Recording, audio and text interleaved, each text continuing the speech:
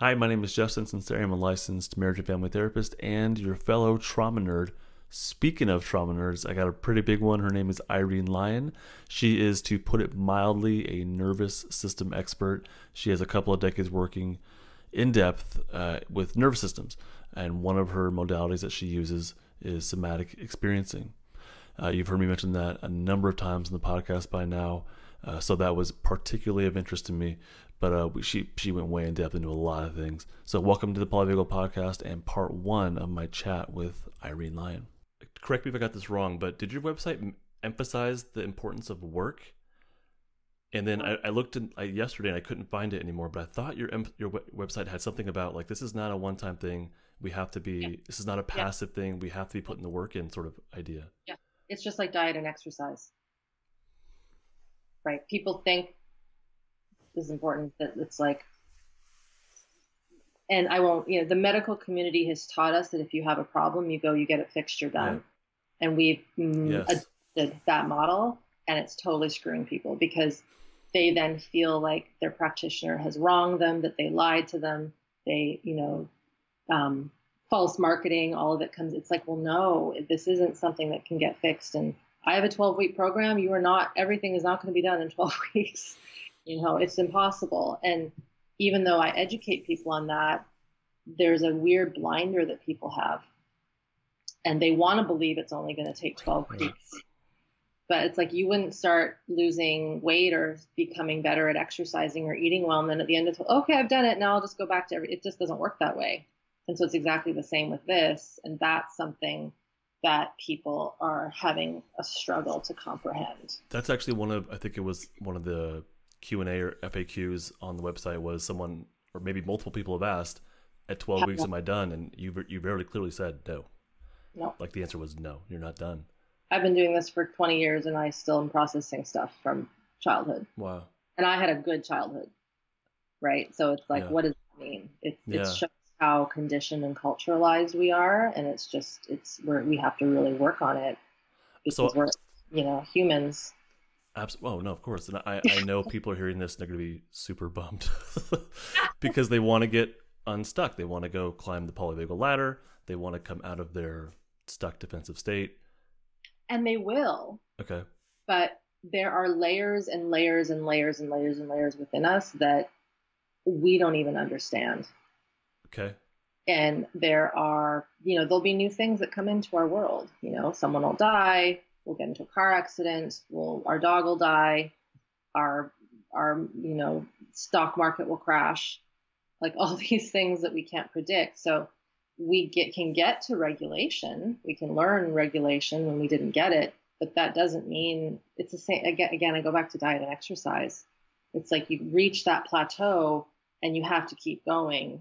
Doesn't mean that you have to do the same level of work, but you have to keep doing something and noticing when things pop up because you have no idea when something might.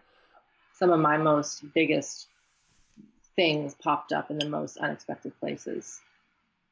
Right. I found that for myself as well, where I had what I thought was a moment of being unstuck and really feeling those tingles and all the stuff that Peter Levine talks about so much. And then I did a presentation of polyvagal theory, and then all of a sudden my body was like shut down. And I was like, what is going on here?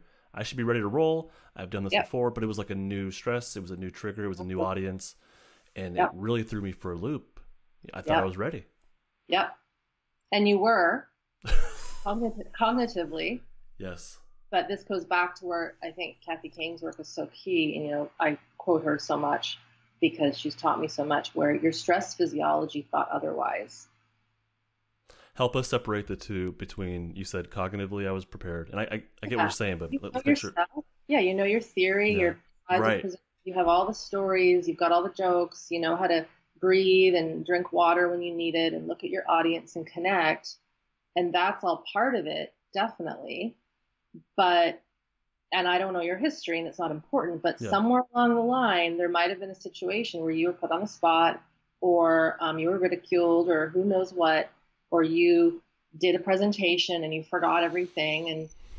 And your stress physiology, which is unconscious and somatic, purely somatic, It could be something like, let's just say hypothetically, Justin, that let's say you did have a terrible experience presenting something in the past. Seventh grade science class. There you I go. didn't know the answer. And he kicked me out of class. There you go. Twice. So let's just say, so there you go. Perfect. And let's say this total hypothetical, Yeah. you were fighting a virus that day, like you had a cold or a common cold, and your immune system was like, oh, I'm fighting this cold, and I just got put into a seriously stressful situation in the world of Peter and somatic experiencing that's being overcoupled. And let's just say by some fluke of nature that day when you were doing that talk as an adult, your body was a little struggling immune-wise. Doesn't mean you were sick. It can set off a cascade of that exact moment. Gotcha. When you were preparing with good health. And so that's like one. But so explain to us the overcoupling idea. Yeah. So overcoupling, they're called coupling dynamics in the world of somatic experiencing. And there's two kinds. One is overcoupled. One is undercoupled. And overcoupling would be like what just occurred to you, like that hypothetical.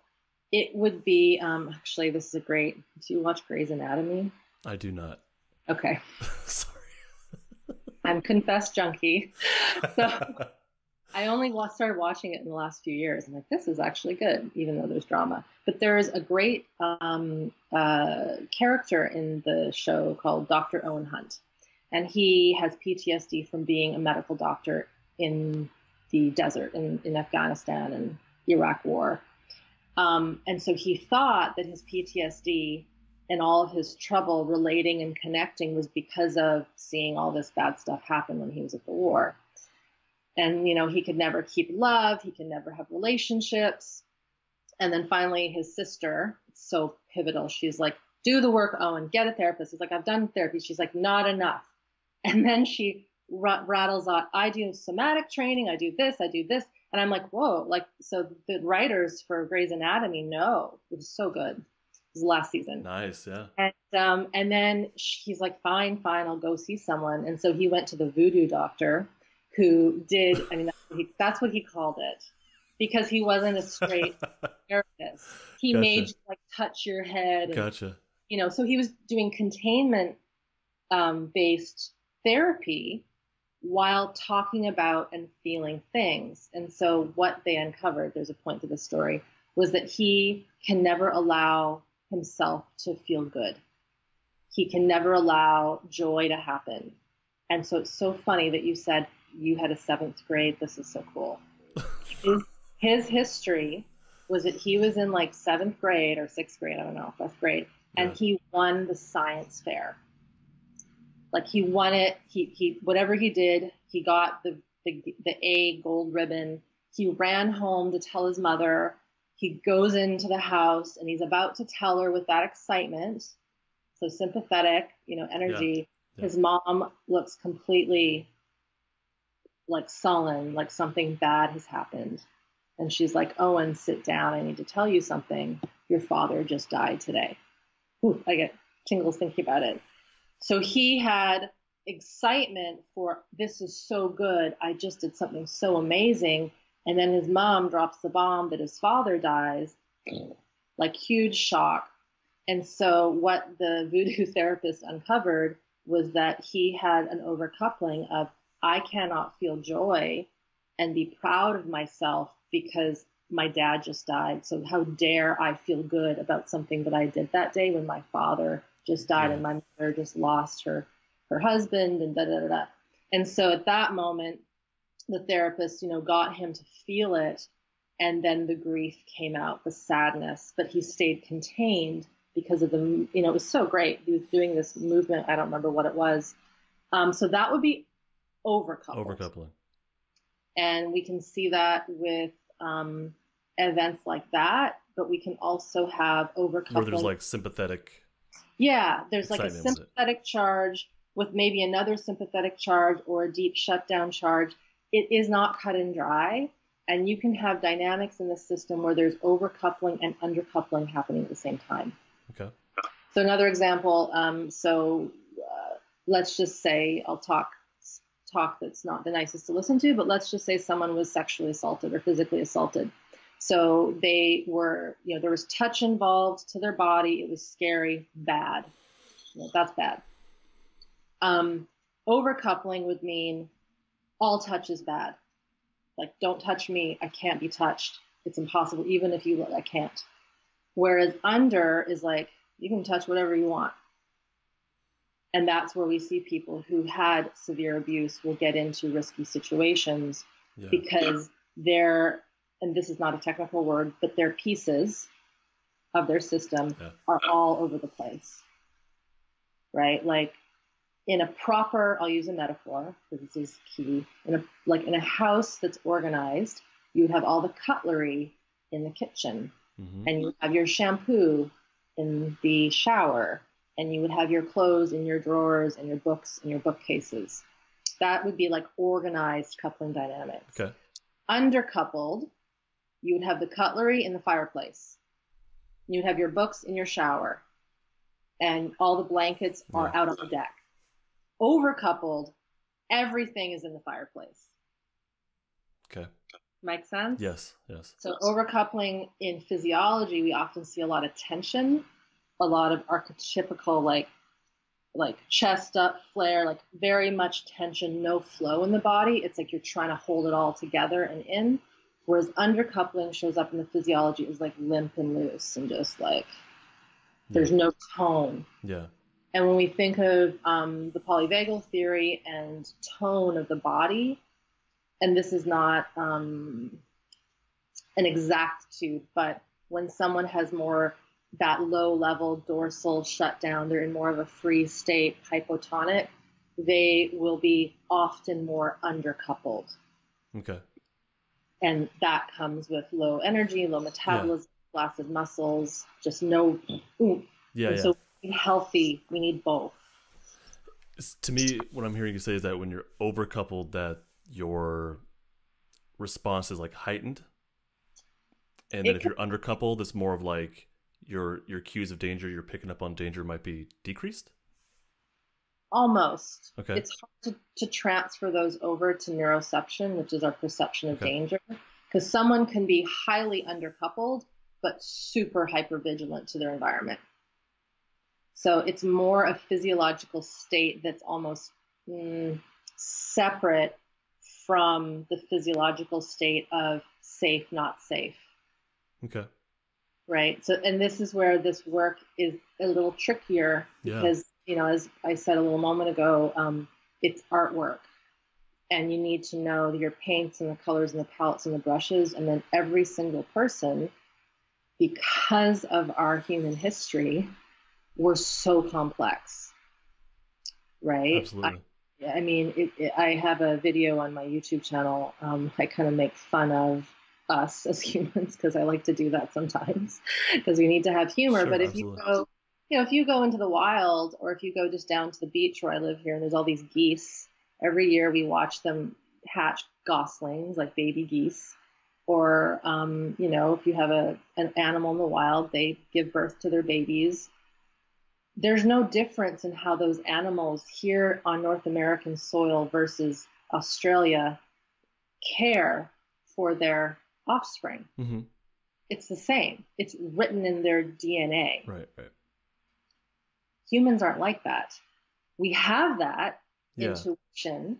We have that innate impulse, that innate instinct to care for our young, and we should know what to do, and it is there in our DNA. But because of culture, religion, domestication of plants and animals 10,000 years ago, all the crap that we deal with, we have completely skewed away from that natural instinct. And so that's why it's so complex. It's just not simple. Right. It's not simple. And I think when I talk about it on the podcast and whatnot, I talk about it in I call it cartoony terms, where you're either in your safe and social state, or you're sympathetic, or you're shut down dorsal. And it's, of course, it's not that black and white. It's not like that. Right. Yeah. Totally. Yeah. Okay. That's interesting. All right. I don't know how we got there, but basically this is not a one-time thing. You got to keep working at it. You got to keep working on it. Yeah. you know, I always say this to my students, and I'm saying this more often, is this is long term, it's lifestyle, and we've treated it like it's a medical condition that we have to fix. And if we can just flip that 180 degrees, and here's what's interesting. I was in the fitness industry and nutrition in my 20s and early 30s. Like, my background is in exercise science, applied human nutrition. I did a research study with exercise, and I left that industry because the reason why people weren't eating well and exercising was because of our cultural messes around activity and all the food rules we've created for ourselves, and rewards with food, and not being functional every day. So it hurts to move because we're just not out on the plains roaming the way we used to, like all of that. And so I left that industry because I'm like, this is more than a behavioral situation. Everyone knows they have to eat well. Everyone knows how to eat well, actually. It's pretty simple. Everyone knows I should probably move every day, you know, and yet it's like, you know, probably shouldn't smoke a pack of cigarettes a day. We just know these things, but the reason we don't implement them, it's not for lack of want or even knowing how. It's those underlying pieces that stop us for whatever reason. And so for me, the nervous system work and working at this level of the physiology and learning about the physiology is so critical for humans. It's not critical for those animals in the wild. They have it. Yeah, right? They're very in touch. They have to be to survive. They have to be. Survival. And they don't have a higher cortex. Like, there's a reason why we've created all this technology. I mean, it's crazy. What really, if we stop to think about it, what humans have created is absolutely insane. And it's true. It's true. I still marvel when I fly. I just don't understand how it happens. Yeah. It's like, what? There are more than 200 people on this plane, and we're flying across an ocean, and we have food, and we're breathing oxygen. It boggles my mind. And so when we look at how incredible our inventions are, that shows us how complex our higher brain can create situations that don't allow us to be naturally animalistic humans. But then we can't be savages, right? We can't go around, killing people. And yet there are people that do that. And it's because they're stuck in that primitive state. That's what really, and I don't know if you have any more insight on that, but like that really fascinates me. Mm-hmm. That's how someone can go to this sort of sociopathic killer sort of, it's not a mindset thing. It's a, oh God, no. Right. So how does someone get so far off the path of their DNA?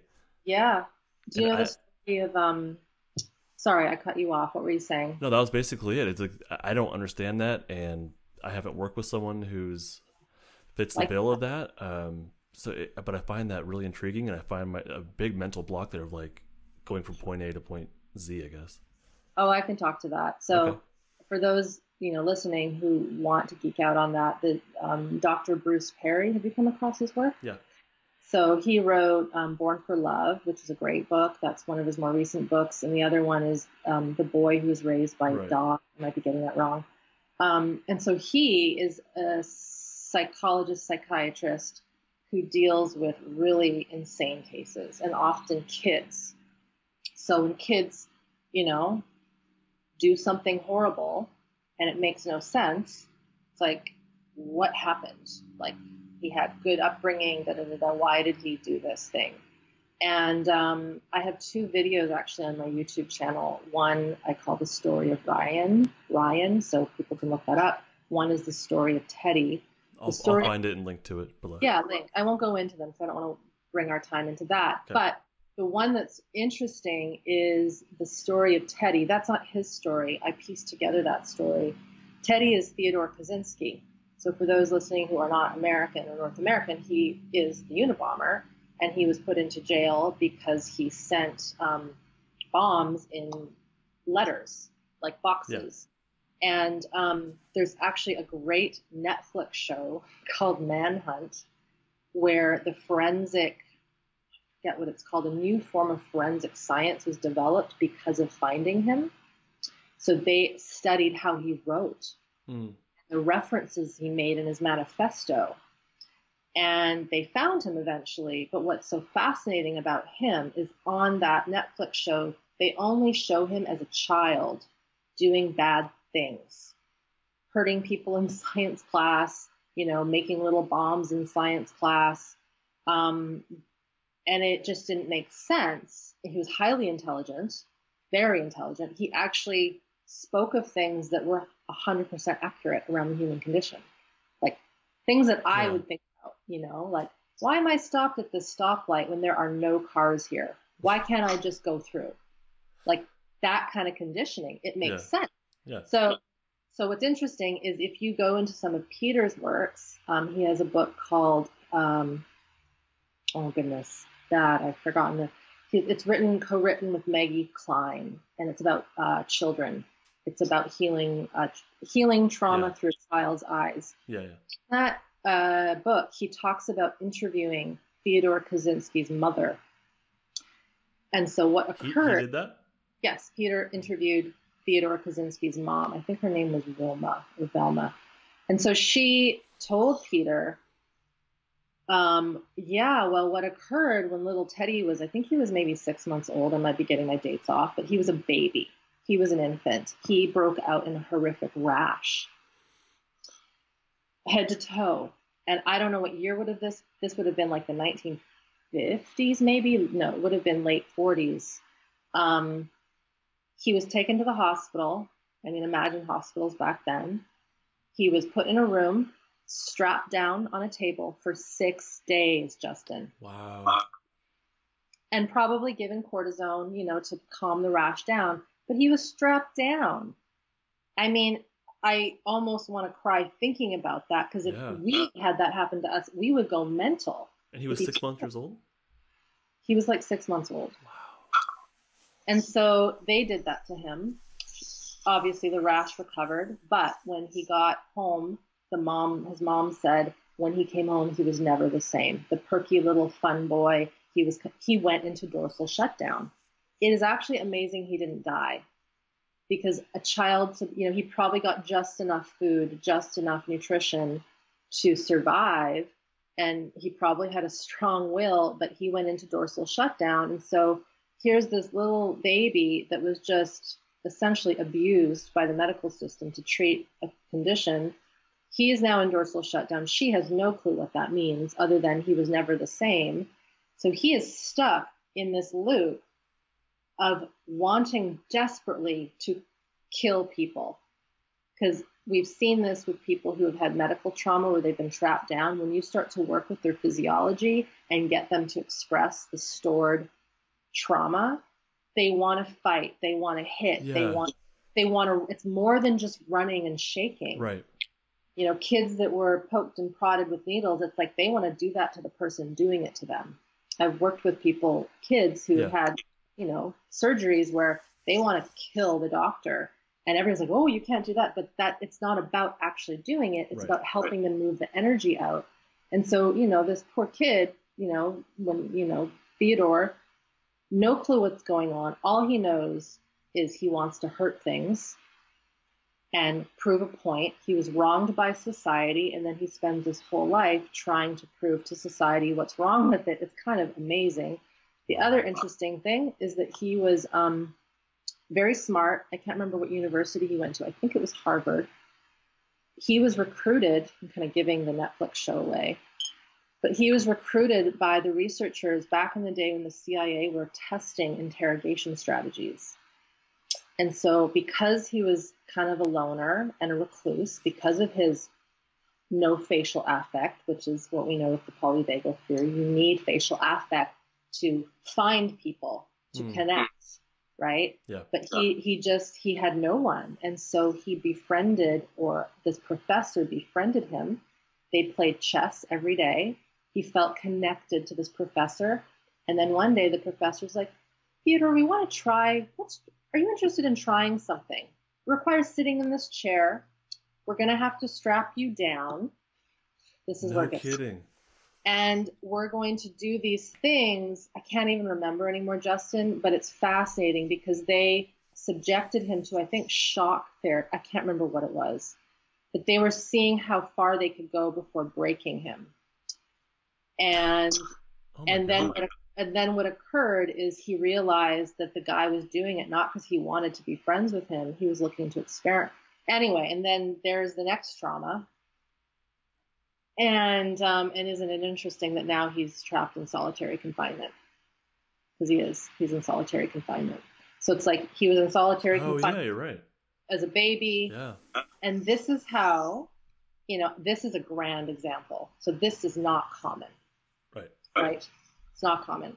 But it's an example for all of us about how these little things can happen to us when we're little. Maybe we were strapped down. I was strapped down for tonsillectomy when I was young. I was not treated well. I still remember it. All these little things that we keep that we don't think are important because they were back there, and how they influence how we interact with things that have nothing to do with medical procedures, right? It's just how our physiology has been taught to survive. And so you ask the question, how do people become psychopaths? That's how they become psychopaths. I believe fully, and most of my colleagues would agree with this. I'm pretty sure all of them will, because when you look at the research, no one is born. No one is born wanting to hurt anybody. It is what occurs to us through our life, through what doesn't happen. And some of the worst cases that I've read about where people have harmed others, the story of Ryan that I mentioned, this kid was affluent, good home, and the mother was clueless about how to care for a baby, and this poor kid had 18 nannies in a matter of 3 years. And so he never developed any empathy. Mm-hmm. Whenever he developed a connection, it stopped.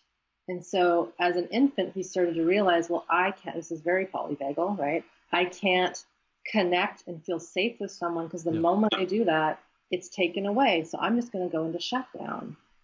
And then he did some horrific things as a teenager that made no sense. But they do. But when you went back, and Bruce talks about it in Born, he's like, he's like, it all went sideways when I asked the mother how many, to ask the mother about the nanny. Because, of course, he might have well, maybe something was wrong with the nanny. And it has nothing to do with the nanny. It was the fact that he had 18 nannies. 18, That's just, so again, that shows how, that case of that mother, again, she didn't know any different. There was no intuition. There was no understanding of what humans need, probably because she didn't have it as well. So it's like this interesting train. It's extremely interesting. Well, I want to pick up with you mentioned with killers in particular, sociopaths. No one's born that way, and I fully agree with you. I doesn't make sense to me. Yeah. But people are convinced they are born depressed or have an anxiety disorder, or they are convinced I am bipolar, or I was born bipolar, whatever that means for that person. Would you extend? And I know I would, but would you extend that idea to these day-to-day diagnoses? Absolutely. Again, like if we look at something like depression or anxiety disorders, it follows a long line, because we know now that intergenerational trauma is real. They showed this through studies with Holocaust survivors who had children, grandchildren born in safety, and they have higher levels of cortisol than their counterparts because that trauma was never healed properly. But how is that passed on? This is a whole separate topic, but how is that? Oh, yeah. It's connected though, but how is that passed on? Are you saying on a DNA level, a cellular level, or an environmental level? Like they're passing on these ways of being? I don't know I don't really look at research papers anymore, but I know if we go with the polyvagal situation, when we're born, we do not have the capacity to self-regulate fully. Right. And so, we're born, baby comes out, their experience of the world is 100% in relationship to their environment. And so if mom or grandma who looked after baby has, whatever it might be, a slight tendency to be more kind of shut down, or a slight tendency to be, you pick up the baby, and even though you're loving it, because I have no doubt that these people love their kids. Absolutely. Have you ever gone to a practitioner or a dentist and they touch you and you can feel a little bit of nervousness in their Yes, hands? totally. And it feels awful. So, and they're not aware of it. It's the vibration in their body. Even their tone of voice. Yeah. Lacking prosody and whatnot, right? Yeah. Yeah. It's either, totally like this, and this is how we talk, or it's so frantic and it's just, I can't, and oh yeah, of course we should do that. Oh, and how about, and it just, like, Yeah. And I made that a bit more extreme, but if you have a No, caregiver it's pretty accurate though. who has that, and the moment, again, for everyone listening, there are a gazillion different scenarios, but I'll give one, so just let's say baby has caregiver, of course has their own stuff that let's just assume they haven't dealt with, because most generations before us haven't. I'm being very general here. But you and I'm 43, I don't know how old you are, but most of our parents didn't do these conversations. Like, no. We're in a totally different situation. Yeah. So we will assume that child had someone who wasn't fully regulated. So let's just say that baby whimpers, is hungry, is cold. And let's say that the person picks them up, but the person doesn't know what to do with that because they're not connected to their own body, which by default means that you can't connect to theirs. Yeah. And when that occurs, I mean, that's a one moment thing. If you think about that over 3 bloody years, that is constantly, I like to use the example of layers of pastry, like those really thin layers of pastry, those phyllo sheets, that's one sheet. You might not see it, but it's a sheet. And then baby is hot, maybe, and the mother is not attuned to the fact that they just walked into the grocery store. It's winter, the heat is on, and they're still bundled up. Baby's crying. There's no connection to, oh gosh, she must be hot. Let's take off the booties and all the cute little clothing so that she can breathe and regulate. Right. The baby can't say, Mommy, I'm hot. Take off my booties. Right. So there's another layer. The way that we put kids onto feeding schedules so young, infants onto feeding schedules, the way we let them cry themselves to sleep, this idea that thankfully is starting to go out the window, that you can't spoil a baby. You've got to teach them how to toughen up and deal with those tears. They are an immature animal. And so when we're that young, when we're like an infant, the myelination of that, to put some polyvagal talk in here, the myelination of that ventral vagal nerve, it is just enough. It's not unmyelinated. There's just enough myelination so that you can make faces. Like a newborn baby can tell a little bit. Like they can accept your co-regulation. They can accept your cues of safety, right? Yeah. Granted, you're giving them. Yeah, and so it's there. And so the moment you start to make that connection, it strengthens that myelination.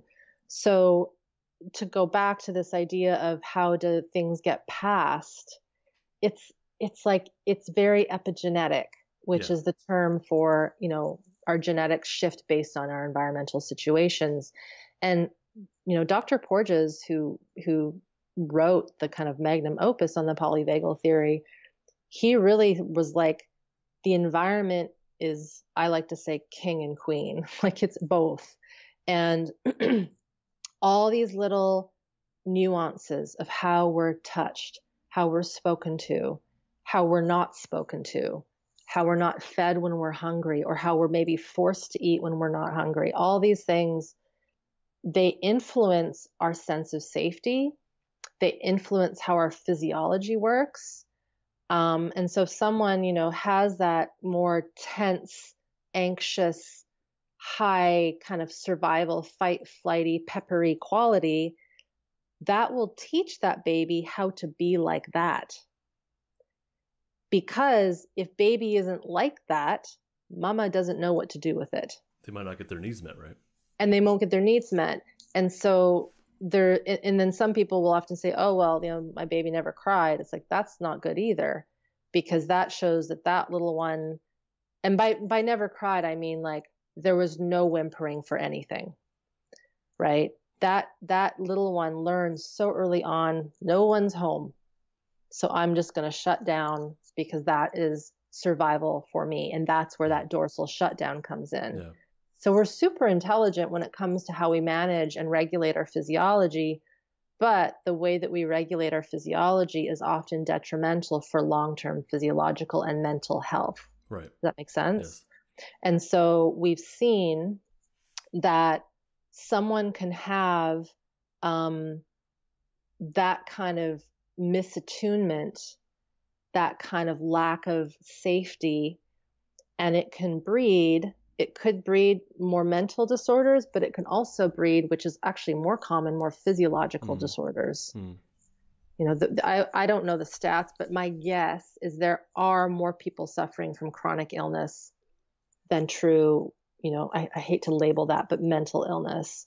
And we see that in all the organizations that are trying to cure MS and cancer and heart disease and Alzheimer's and ALS and Crohn's and fibromyalgia and all these things that Peter Levine has actually been very pivotal at showing the strong link between those chronic illnesses and the physiology being dysregulated. Yeah. And then Porges's work just backs that up so well. Absolutely.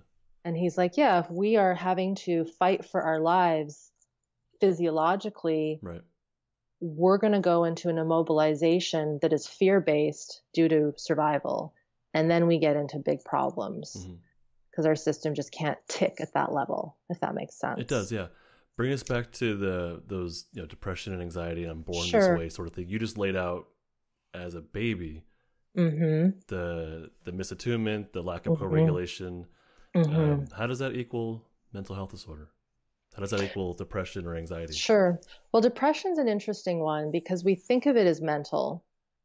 But if you really... I'm just using the common language. I know you are. But if it's to be depressed, right? You are suppressed. Your life force energy is like the size of a pea, if that. And so if we look at that specific topic, and again, this is like a whole other 5 hours, but to put it into a few minutes, when we're born, and I've done some other videos on this, we start to feel our healthy aggression come up. So this life force spark that realizes I am a being, holy cow, I can pull on mother's hair, I can pound my fists, I can scratch, there's energy in my body. What the heck is this, right? If you think about it, babies are so clueless and yet they're so smart because they're just somatic entities that are just expressing, They pass gas, they burp, they don't say, excuse me, it just happens, right? Yeah. How we are dealt with when that happens then sets the turn for, our system feeling bad about its biological functions, but that's another story. So this aggression, this healthy aggression starts to come out. And if the parent or the caregiver is not able to see what that is and celebrate it, it gets shut down. Don't do that. That hurts. Stop it. Baby gets put down in the crib. You little monster. How dare you hurt me? The baby doesn't know what it's doing. Right? It's just feeling its body. It's getting it sympathetic. That's the fight flight that's starting to mobilize. And so it's funny because I have a friend who has a newborn. She's not newborn anymore. He's like 13 months. But he was starting to hit and bite. And that when he was just being carried. And so she Googled what to do if your baby is biting. And Google said, bite the baby back.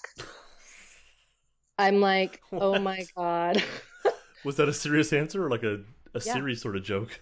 Yeah. She found some site that's like, No way. you want to tell them that that's not right. And Oh, some a website people, actually.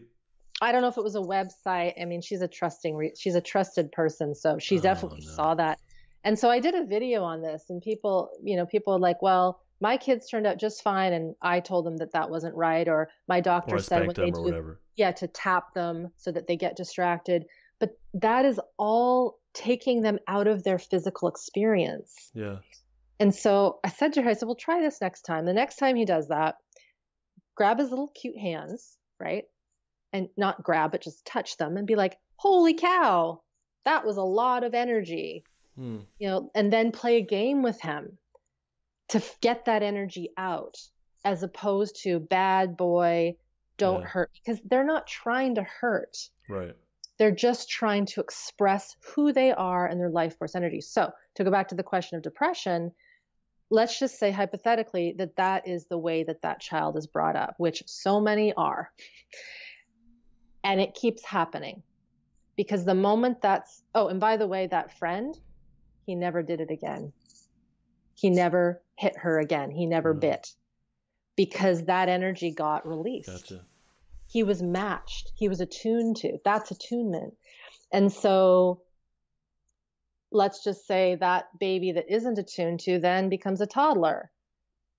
And he's like, I want that toy, my toy, and then maybe the toy is something that he can't have. And the parent's like, you don't want that toy, or no, rather than, how can we deal with this uncomfortable situation? You can't have that toy. I know you want that toy.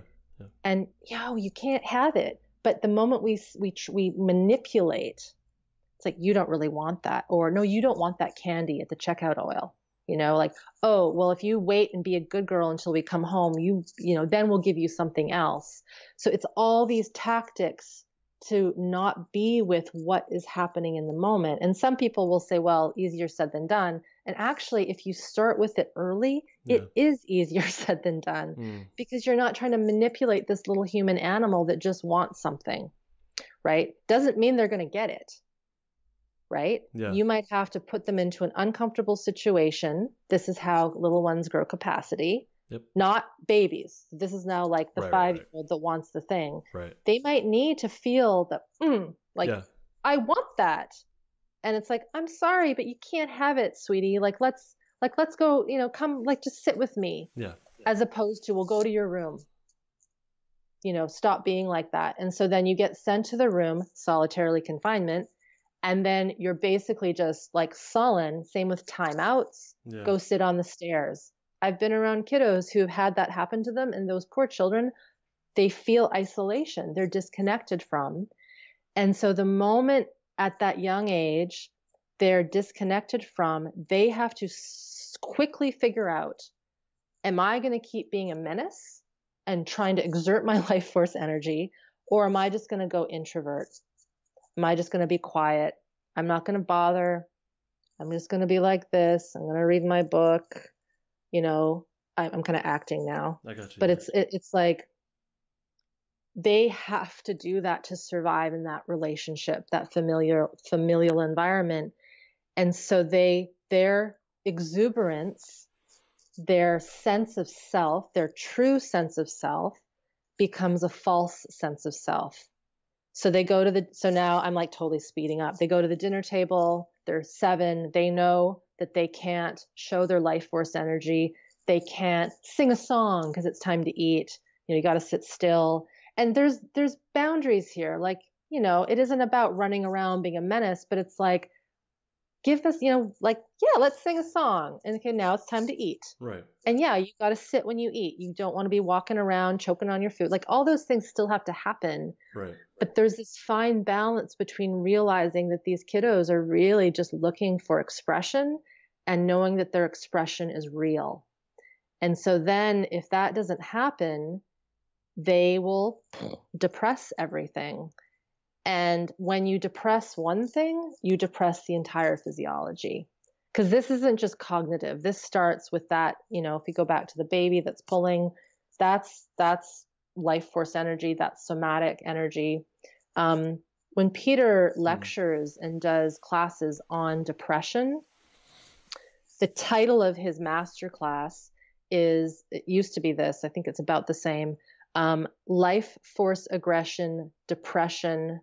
I'm getting it wrong, but it's like life force aggression and depression. Because basically to heal and come out of what we would consider true biological depression, he calls it anaclitic depression, you have to rev the system up again. You have to get it feeling comfortable with feeling energy. And then with that, if someone was shamed for being exuberant and energetic, there'll be a whole shit ton of shame that comes with it. Part of my language, right? There'll be shame. There'll be like, I can't show who I am because when I did, I was slapped, metaphorically, literally. Right. And so then you have this dynamic of dealing with not only the physiology that's biologically depressed, which we know creates cognitive depression, because when we are living in that survival freeze, that survival shutdown, our cognitive brain is not sharp. No. Right? It's completely in like low gear. Absolutely. So you've got to deal with the biological milieu, but then you have to that's not the best word. You have to work with the word is escaping me. The interjects, that's the word. The interjects in our mind. Things like, I can't be energetic. I can't show my crazy side. I can't be smart. I can't do these things or those whenever beliefs that keep you. It's a belief. Yeah. It's something that interjects with Gotcha. We don't even realize it. Like I will never do this because of that. And so we got to deal with that. And that's a bit more thought-based, but if you track it and you trace it over time with someone, if you're working with them, you will eventually, if you're committed to the work, you will find it somewhere in the physiology, or you'll find it in a declarative memory of when you brought home, a flower for your mother and it was a dandelion weed, right? Yeah. And it's like, that should be really cool. But it's like, I can guarantee you there'll be some people that are like, well, that's just a weed, darling. That's not a real flower. Like that's boom. That's another, hit in the wrong direction. And so you got to deal with those interjects.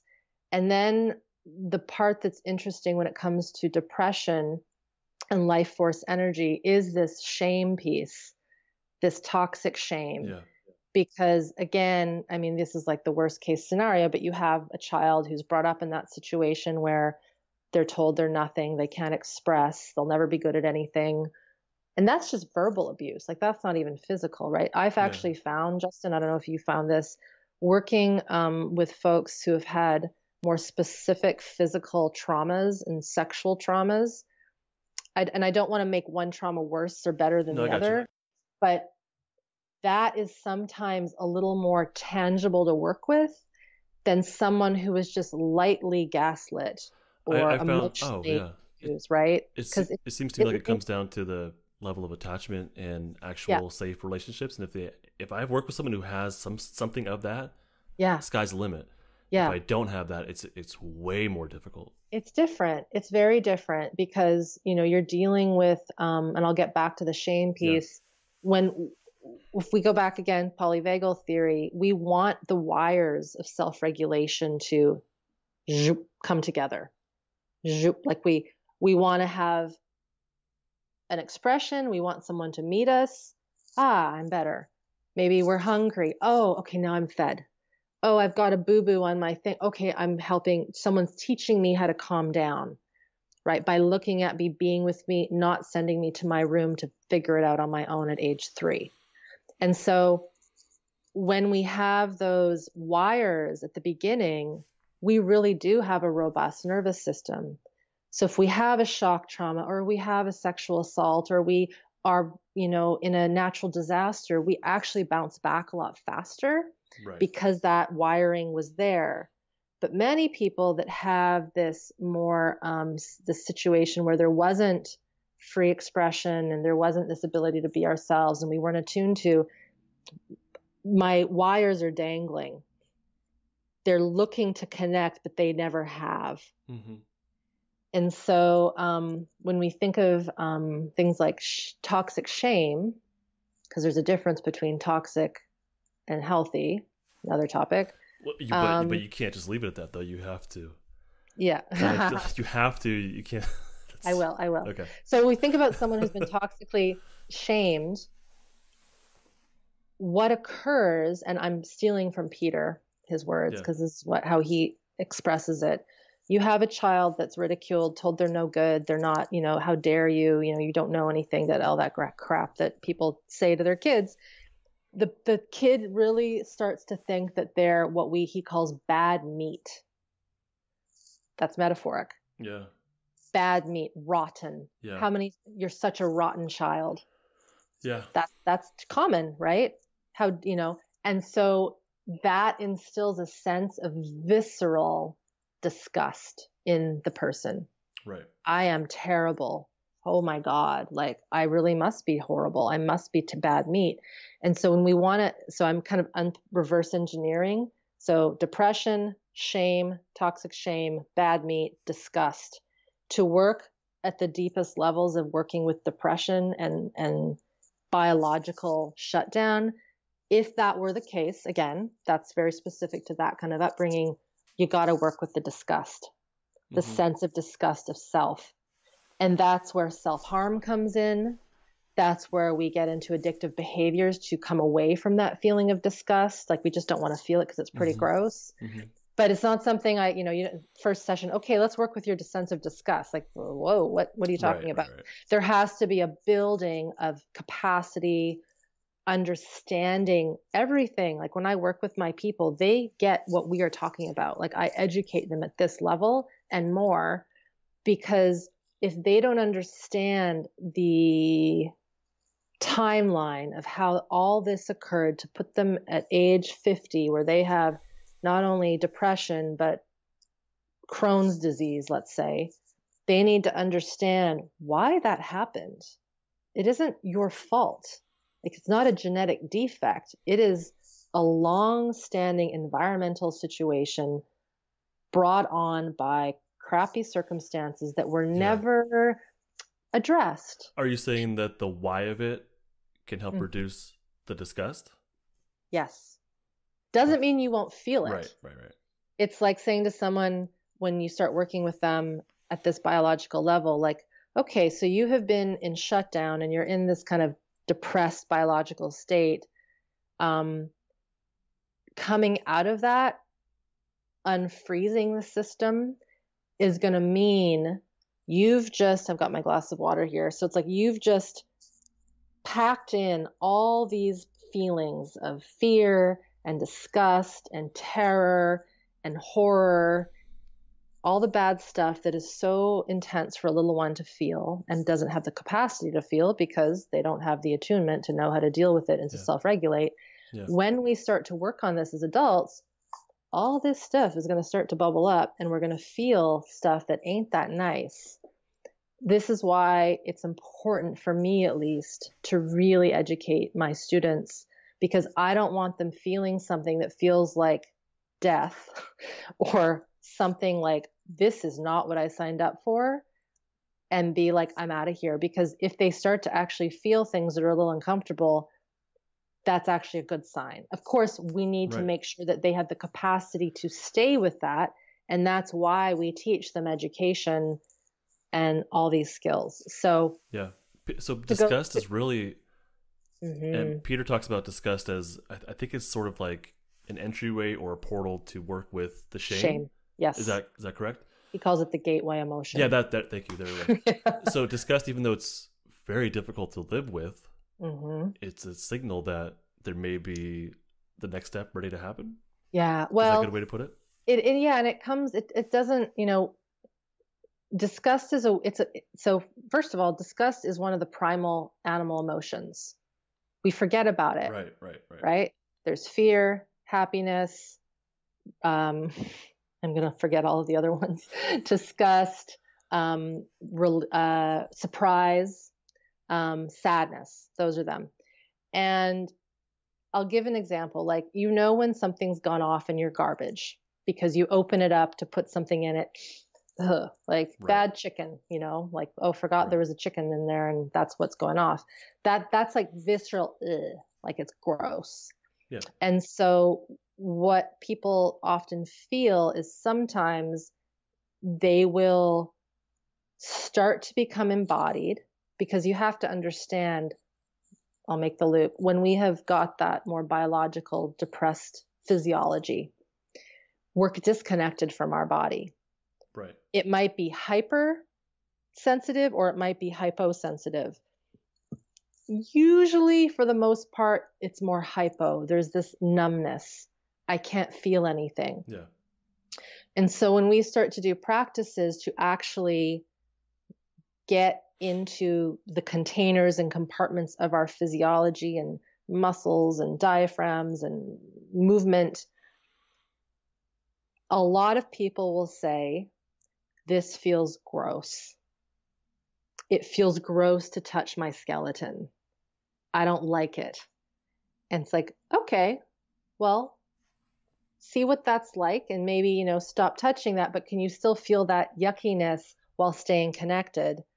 And again, that's a very simple example, but when we've been disconnected, to reinvigorate the sense of self physiologically and somatically, when there's that sense of like grossness, even some people will dry heave, like as if they're trying to vomit something up.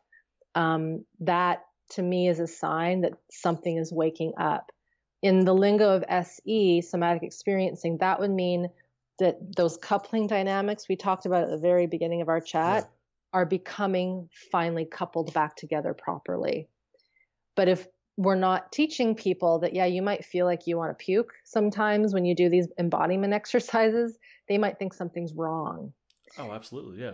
Right. And so we need to be like, no, I know it's uncomfortable and we want to make sure that we can mitigate your system going into more activation or more shutdown. Right. So we want to be able to, I say with my students, ride the tsunami. And you're not going to ride a tsunami on a surfboard until you know how to be in water or how to stand up on that paddleboard or do a little wave first. We don't want to get into the big tsunami because there will be a titration process. That's the titration. Okay. You got it. Little tiny bits so that the system grows up that capacity, just like the pastry layers, so that eventually you actually like, okay, I can do this. I can ride that huge sense of emotion, that sense of disgust, and I've got this. And then that's where sense of agency comes back in, sense of empowerment. Like I just dealt with a really hard piece of something that would have totally put me off for weeks 2 years ago. That's cool. And that's when that life force energy can come back in. It's that sense of I am, I can.